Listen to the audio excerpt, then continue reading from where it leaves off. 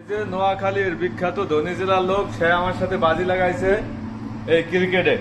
আমি কইছি আফগানিস্তান জিতবো, হ্যাঁ কইছে না বাংলাদেশ জিতবো। ঠিক আছে, আমি কইছি বাংলাদেশ যদি 140 রান করতে পারে তাইলে ধরে নেবো তুমি জিতবা। ঠিক আছে, পরবর্তীতে আমরা এই যে 10 টিয়াল বাজি লাগাইছি। যে হ্যাঁ 2 উইকেট আসলো, যখন একটা 6 মারছে হ্যাঁ বাজি লাগাইছে, টিয়া জমা দিছে 10 টিয়াল। কিন্তু যখনই একটা উইকেট পড়ে গেছে, 3 উইকেট আইয়ে পড়ছে, তখন সাথে সাথে সে তার 10 টিয়াল ফেরত লয়ে গেছে, কয় বাজি লাগাবো না। আর আমার 10 টিয়াল এনে ফালাই থইছে। আর এটা কি মানে একটা ধনী নোয়াখালী জেলার লোক হইয়া এই কাজটা সে করতে পারে?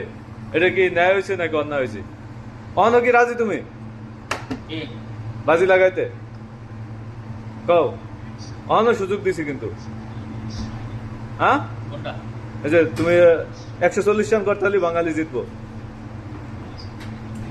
প্রথম তো লাগাইয়া টিয়াটা ফেরত লই গেছো, তুমি ছিন্ন বিনা লই গেছো, অন কি লাগাবা? কই দাও, 10 টিয়া দাও। হ্যাঁ, না না, এই সে বাটপার প্রকৃতির লোক। ঠিক আছে, মোহে কয় লাগাইলাম, প্রথমে টাকা জমা দিয়ে টাকা ফেরত লই গেছে উইকেট পড়ার সাথে সাথে। অনমোহে কয় লাগাইলাম মানে, ঠিক আছে, এই ধরনের সে বাটপারি করে বিদেশে আইসা।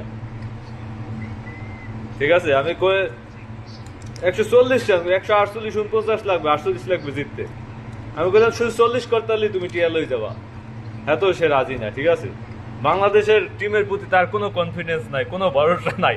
6 মারলে গায়ের জোরে সে 10 টাকা জমা দিয়ে দেয়, আউট হইলে সে 10 টাকা ফেরত লইয়া যায়। এটা হইলো?